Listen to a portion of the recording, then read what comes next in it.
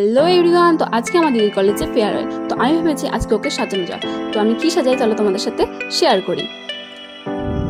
তো এই যে হলো আমার দিদি। তো আমি ফার্স্টে ইউজ করে নিচ্ছি পন্সের হাইড্রোজেল ময়শ্চারাইজার। খুব গরম গাইস। তো এরপর আমি ইউজ করে নিলাম মেবলিনের ফিটমি ফাউন্ডেশন, যার শেড নাম্বার ছিল 230।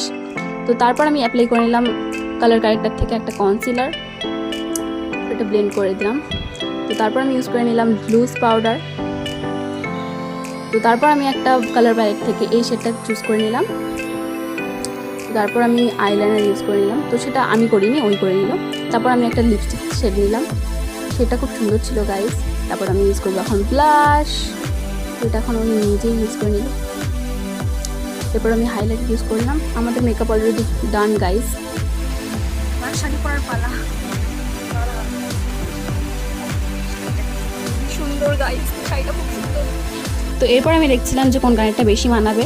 তো একটা নিজে ব্রেসলেট পরে নিল। তো দেখলাম যে এই কানেরটাই বেশি মানালো, তো এটাই পরালাম। তো এরপর আমি একটা পরালাম পেন্ডেন্ট। তো আমাদের মেকআপ পুরো অলরেডি ডান। কমেন্টে জানাও যে আমি কেমন সাজাতে পেরেছি। আমি ভালো সাজাতে পেরেছি, কমেন্টে জানাও।